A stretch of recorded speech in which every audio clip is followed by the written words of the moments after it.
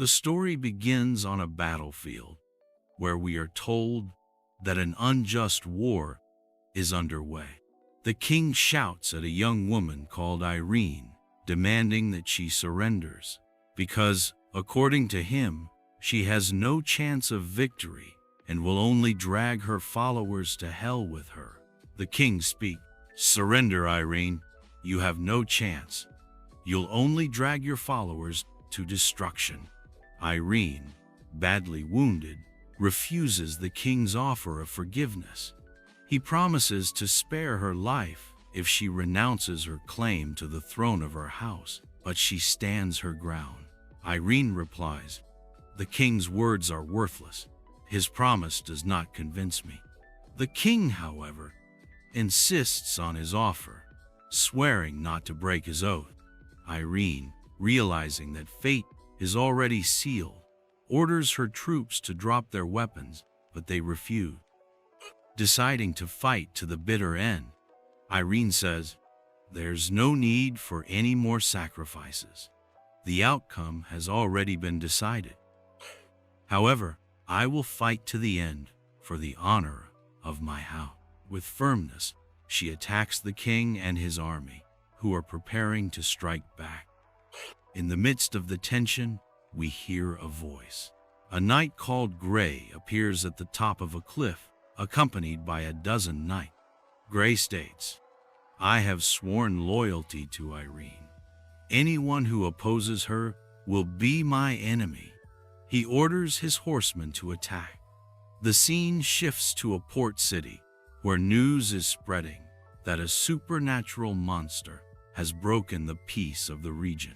Guards warn the citizens to hide because an undead has invaded the city. The protagonist, still hiding from the guards, is surprised by a talking cat who asks him what he's doing in the street. The cat says, "What are you doing here? Are you a zombie?" Frightened, the protagonist reacts, but ends up screaming, which frightens the cat. He quickly covers the animal's mouth to avoid further fuss and hides, discovering that the cat is actually possessed by the protagonist. "Are you a cat possessed by a?" The cat, confused, jumps out of the living dead man's hand and asks him if he's from that world. The living dead man then admits that it's his first time out of the house. He explains that he was born too fragile to live in the abyss, so he pretended to be a creation of the great Lich, but it didn't work. On the run, he ended up stealing a lot of things. The cat, "I just wanted to avoid trouble with the great Lich. I can't get into any more." While the protagonist and the cat are talking, Irene arrives in town, accompanied by her. After checking her identity, the guards treat her with respect, something that arouses the protagonist's curiosity. The protagonist asks the cat, "Why are they respected and I'm?" The cat said, "Because they're knights. You're not a knight." Determined to earn respect, the protagonist decides to become a knight too. In a scene change, we see that he has stolen a suit of armor and a guide on how to become a knight, believing that this would be enough. The protagonist said, "With that, I'm already a knight."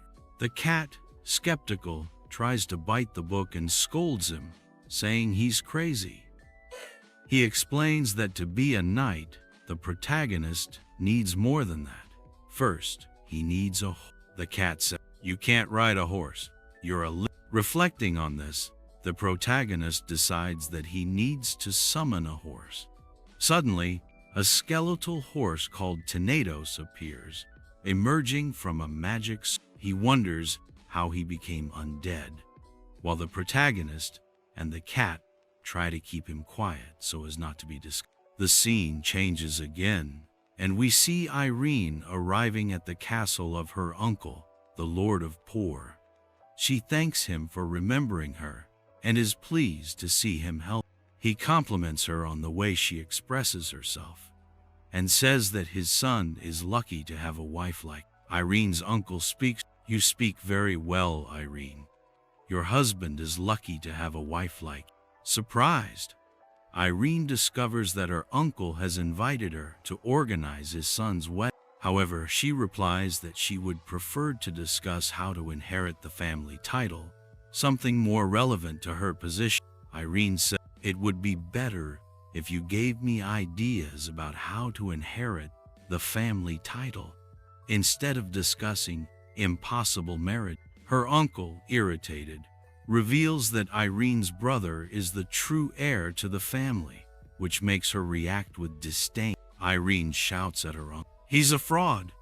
Our father never had any children." The situation becomes tense, and Irene's uncle shouts at her, but she stands firm, ready to face the challenges that arise. Irene, already tired of the situation, had agreed with the king to give up her name and marry his son, but this deeply disappointed her uncle, who had promised to be loyal to her after the king's death, reveals his true loyalty. Irene's uncle "I'm loyal to the king, Irene, not to you." Irene, disappointed, asks for a cloth, which she throws down in frustration. Irene thinks, "That's enough.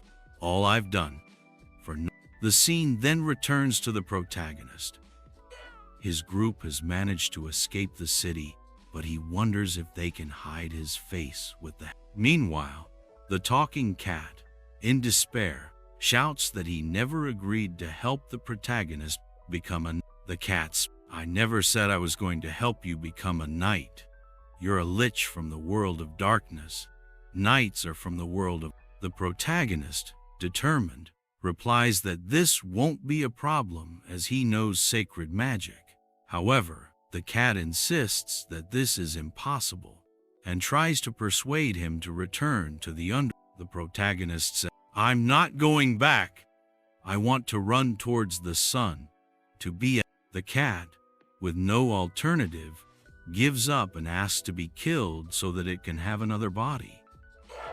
The protagonist, however, offers a solution. The protagonist says to the cat, "I can turn you into a zombie so you won't get tired." The cat, frightened, hesitates, but eventually accepts, deciding to help him become... The cat's, "Are you really offering me this? All right, come on, but afterwards, you owe me a big Meanwhile, guards patrol the city, looking for the protagonist, but still can't find. When they find the knight in disguise, they are nervous about approaching humans, but the cat guides the protagonist. The cat says, "Don't look back and do as I say. Go ahead." The protagonist obediently walks past the guards. They stop him briefly, telling him that he should look for a place to stay, as there is a curfew due to the The guard said, "You should take cover. There's a curfew because of the The protagonist calmly replies that everything is fine, and the guards go on their way. He celebrates, believing himself to be a genius for having used magic to hide inside his armor. The protagonist smiles and says, "I am a genius. Using magic to hide was brilliant." Now, the protagonist prepares to take the next step in his journey. The protagonist, "Now, it's time to find a master so I can become an..." The cat, however, warns him that it will be difficult to find a master at night. The protagonist, not understanding, asks why. "Why can't I look for a master now?" The cat says, "Because they're all asleep, stupid.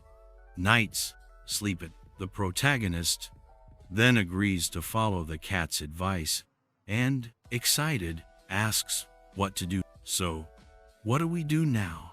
I'm looking forward to being a..." The cat suggests that they go to a tavern, and the scene changes to the group arriving at the place.